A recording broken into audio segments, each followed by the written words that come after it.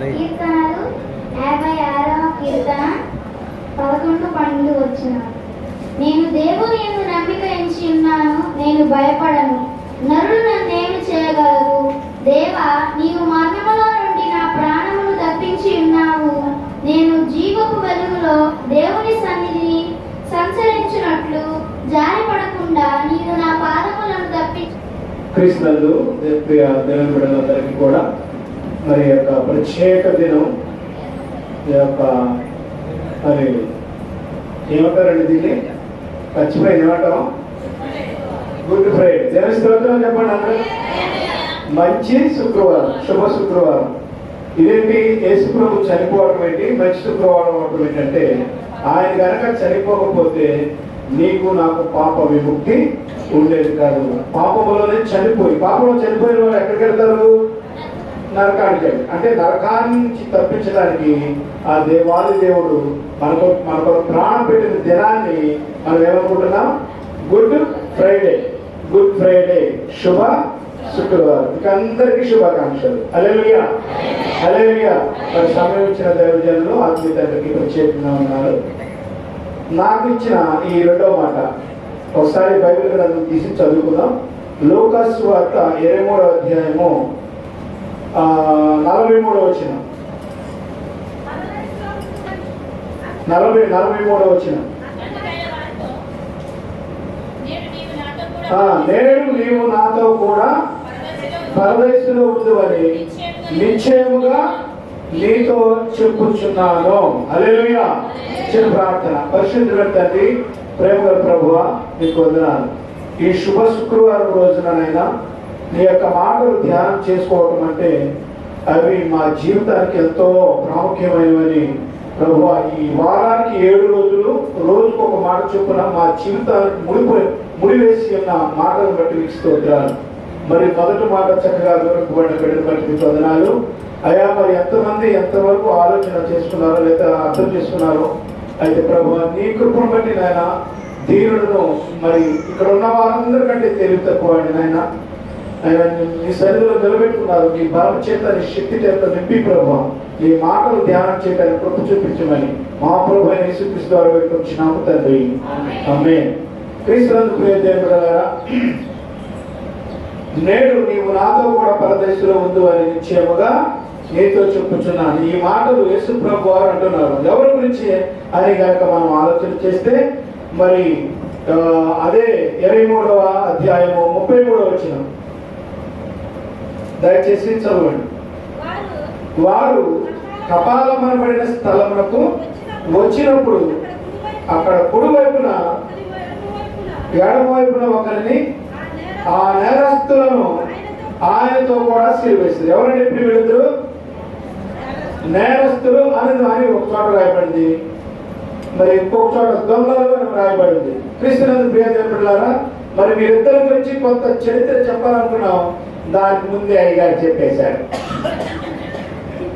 అది నేను బట్టి నేను దాన్ని కోట్ చేసుకున్నా మీకు చెబుతామని. కానీ అయ్యగారు చెప్పేశారు. ఆ దొంగల పేరేంటో చెప్పేశారు అయ్యగారు. గమనించారా?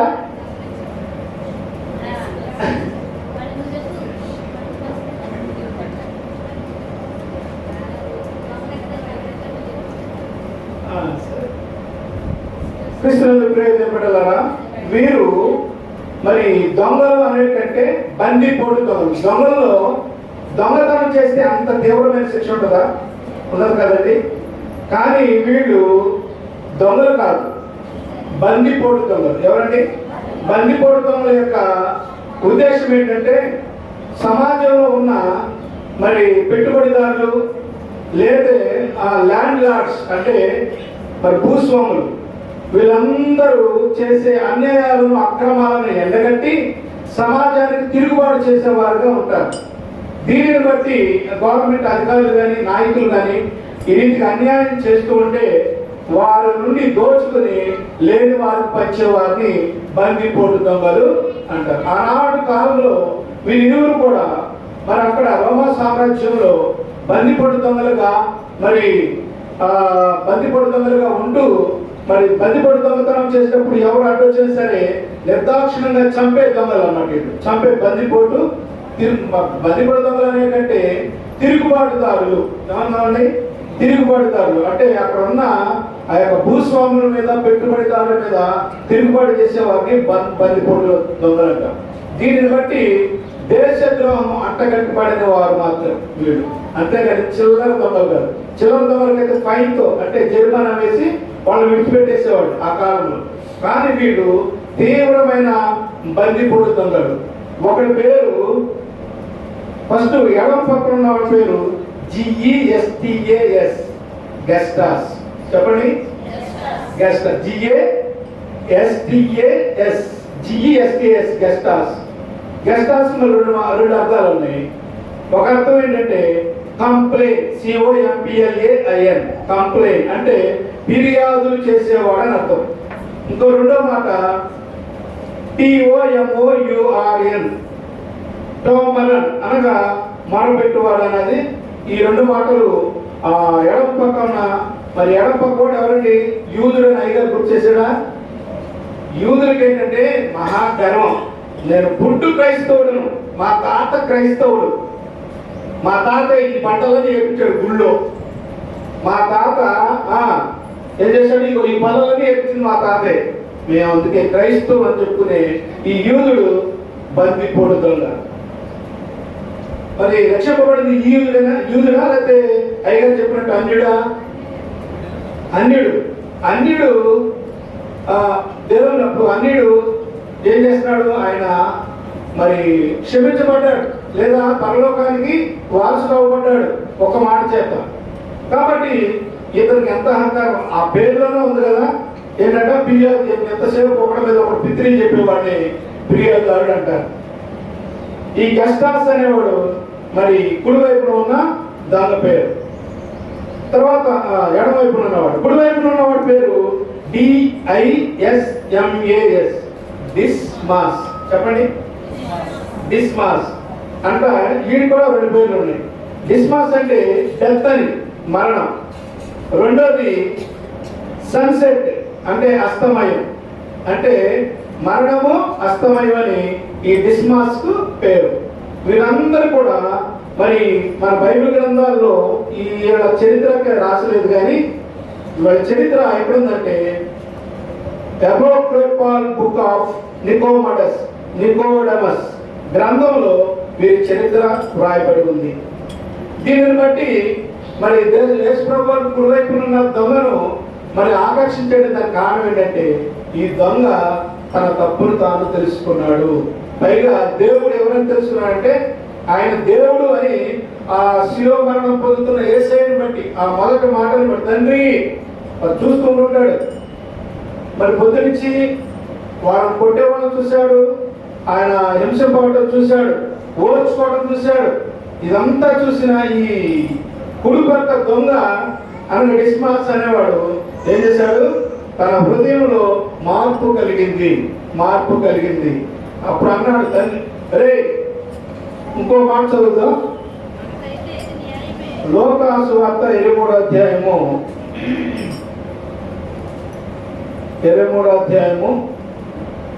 చూడండి ఒకసారి.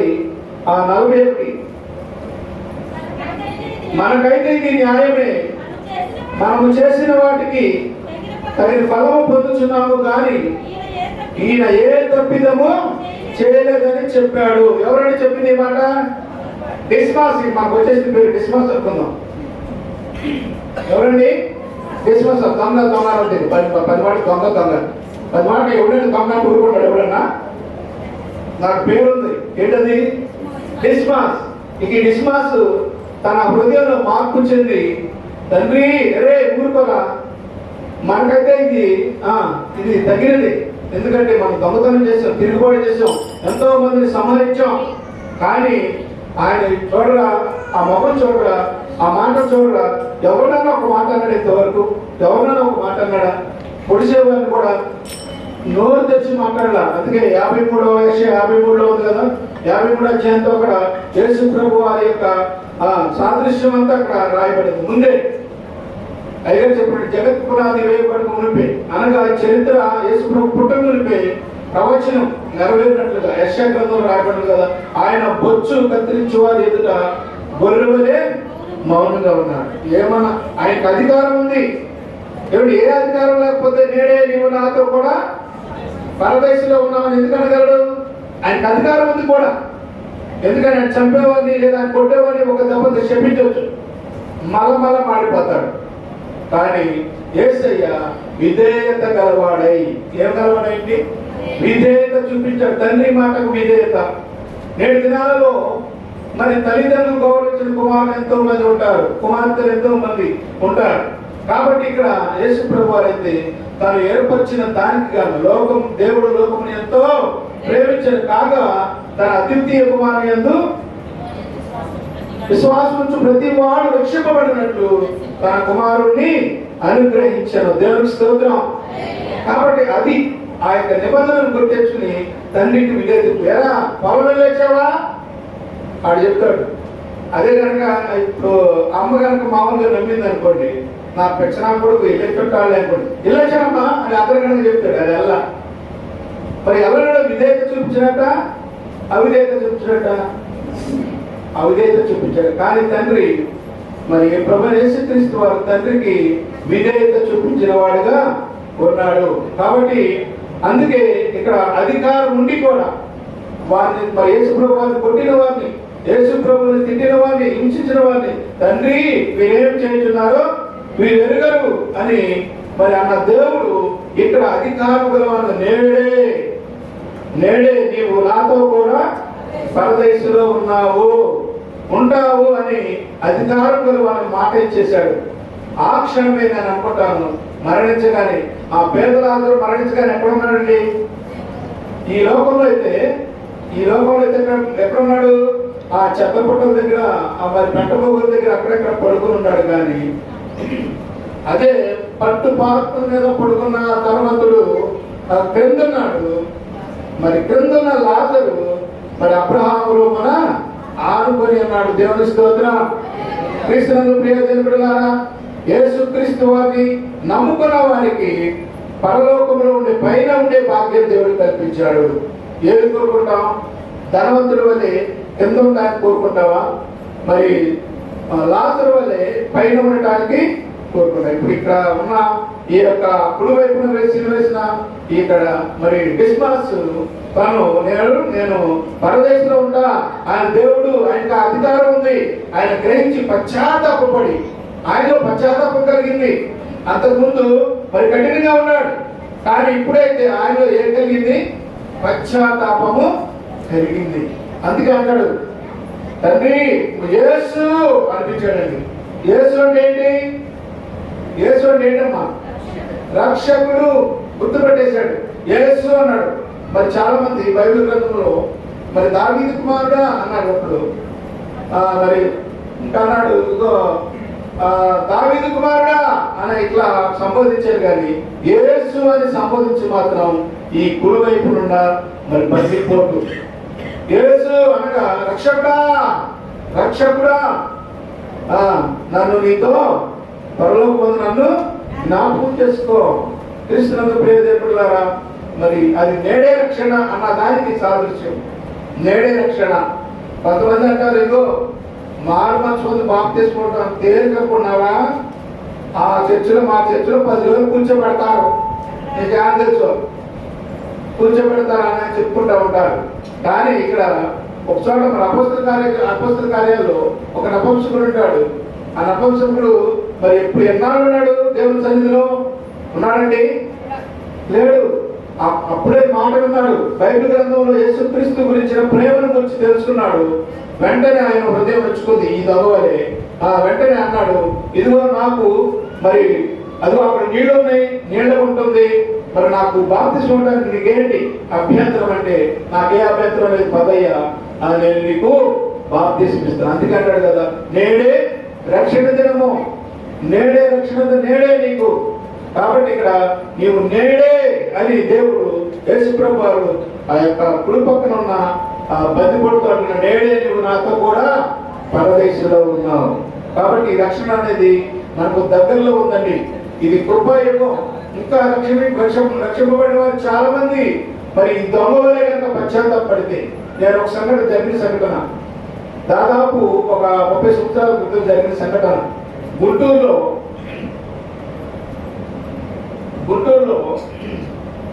ఒక మరి సమాజమే తిరుగుబాటుదారుడు అంటారు ఇద్దరు. వాళ్ళు ఇద్దరు కలిసి ఏం చేశారంటే మరి బస్సులో పిల్లలు తీసుకుని వెళ్తున్నారు. ఒక బస్సు, స్కూల్ బస్సు అయ్యొచ్చు.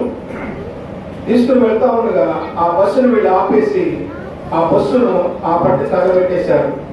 దానిలో ఉన్న మరి పిల్లలందరూ కూడా ఆహాకారాలు చేస్తూ ఆ మంటల్లో కాలిపడి బూడిదైపోయారు. అప్పుడు వెంటనే వాళ్ళని మరి పోలీసులు వాళ్ళని పట్టుకుని మరి కోర్టుకి ఇస్తే కోర్టు వాళ్ళకి ఫస్ట్ యావా జీవ కారాగార శిక్ష వేసింది. అంటే వారి బ్రతుకంతా కూడా శిక్ష వేసింది. అయితే అది చాలదు అని మరి ప్రజా సంఘాలన్నీ ఘోషించాయి. అది చాలదు, ఆ మరణం చాలదు. ఎందుకంటే కనికరం లేకుండా పసి పిల్లలు సైతం, స్కూల్ పిల్లలు, వాళ్ళ కర్మ తెలుసండి, తెలీదు. వాళ్ళందరూ తగలబెట్టిన వాళ్ళకి యావా జీవగారం మొత్తం ఇప్పుడే కాల్చి పారేసేయండి అన్నారు, లేకపోతే ఉరిశిక్ష వేయండి అన్నారు.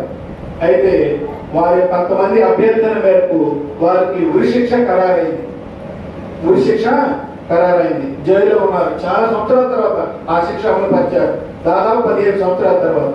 అప్పుడు ఈ లోపుగా ఆళ్ళలో ఉన్న ఒక దొంగ, అంటే ఒక హంతకుడు బైబిల్ గ్రంథం చదువుతూ నిత్యము ఆ జైల్లో మరి బైబిల్ గ్రంథం పఠనం చేసేవాడు. ఈ మరి యెషయా గ్రంథం 53వ అధ్యాయం అదొకటి. ఈ యొక్క మత్తయి సువార్త యేసుప్రభు సిలువేసిన మరి ఆయన బాధింపబడిన విషయాలన్నీ చదివాడు. ఆయనకు పశ్చాత్తాపం కలిగింది. దేవుడి మీద పరలోకం అనేది ఇంకొకటి ఉంది. ఆ మనిషికి 2 మరణాలు. అయ్యో, నేను పాపంలో చనిపోతే నేను ఎక్కడికి వెళ్తాను? నేను నరకానికి వెళ్తాను. నాకు ఉరివైపోతున్నాడు, అయినా నేను సిద్ధపడుతున్నా. అయితే నేను చనిపోయిన తర్వాత నా ఆత్మ మాత్రం ఎక్కడ ఉండాలని కోరుకున్నానంటే పరలోకంలో ఉండాలని కోరుకుని ఆ ఉరి శిక్ష అమలు చేయడానికి తీసుకుని వచ్చారు. అయితే చివరి కోరిక అడుగుతారు కదండి. ఆ చివరి కోరిక ఈ యొక్క మొట్టమొదటి వీడిని అడిగినప్పుడు అయ్యా, నా చివరి కోరిక ఏంటంటే నేను మారు మనసు పొందాను, మరి పాప ప్రాయశ్చిత్త క్షమాపణ పొందాను, కాబట్టి నాకు బాప్తిస్మం ఇవ్వండి. నాకు బాప్తిస్మం ఇచ్చిన వృద్ధి ఏం పర్వాలేదు, నేను నవ్వుతా దాన్ని స్వీకరిస్తాను. ఎందుకంటే నేను చేసిన మహాపాపం ఏంటంటే పసిపిల్లలను పొట్టని పెట్టుకున్నానని దుఃఖించి రోలించాడు. అప్పుడు మరి అక్కడున్న న్యాయాధిపతి ఒక పాస్టర్ గారిని తీసుకుని వచ్చి ఆ మొట్టమొదటి హంతకుడుకు బాప్తిస్మం ఇచ్చాడు. హల్లెలూయా, హల్లెలూయా. అంటే ఎప్పుడు పొందాడు చూడండి. ఆ మారు మనసు పొంది పశ్చాత్తాపడిన వెంటనే రక్షణ అనేది నీకు సమీపంలో ఉంటుందన్న సత్యాన్ని మనం జ్ఞాపకం చేసుకోవాలి. ఈ దొంగతనం మనం అదే గ్రహించాం. కాబట్టి నా ప్రియ సహోదరుల, ఈ గ్రామంలో దాదాపుగా 1985 నుంచి మరి చక్కటి దేవుని యొక్క వర్తమానాన్ని అందించడానికి మంచి దైవ కాపరి, మరి కొన్ని చోట్ల చాలా చోట్ల మంచి కాపర్లు చూస్తూ ఉన్నాం.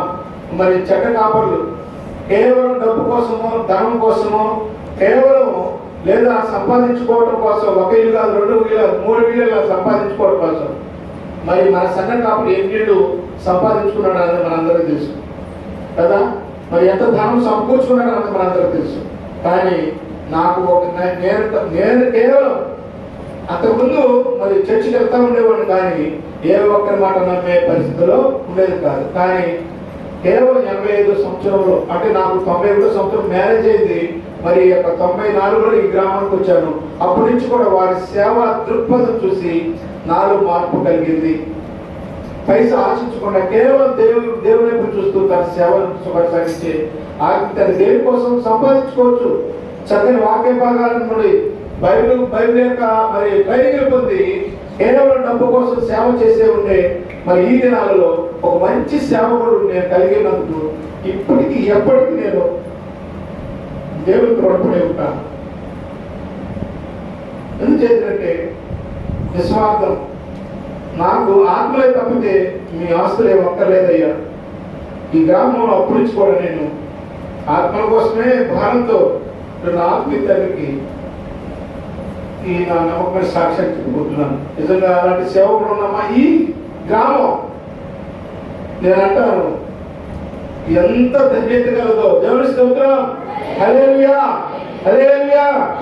కాబట్టి నా ప్రియ సహోదరుల, నేడు అనే సమయం ఉండగానే నేడే దేవుడు చెప్తున్నాడు, నేడే నేడు అనే ఈ సమయం ఉండగా ఇంకా మారు మనసు పొందని బిడ్డలు పశ్చాత్తాప హృదయంతో దేవుని సన్నిధికి వచ్చి, అయ్యా నాకు బాప్తిస్మం ఉన్నాయ్యా, నేను చనిపోబోతున్నాను, నాకు చనిపోతే నాకు పాతాళమే, అక్కడ నరకమే, కాబట్టి దేవా నన్ను రక్షించండి, ఇదిగో నేను పశ్చాత్తాప హృదయంతో నా యొక్క పాప విముక్తిని నేను తెలుసుకున్నాను, కాబట్టి నాకు బాప్తిస్మం ఉన్నాయని కనుక మనం వస్తే ఈ గ్రామం ఇంకా బాప్తిస్మం పొందిన వారు వస్తే అయ్యగారు ఇవ్వడానికి సిద్ధంగా ఉన్నాడు.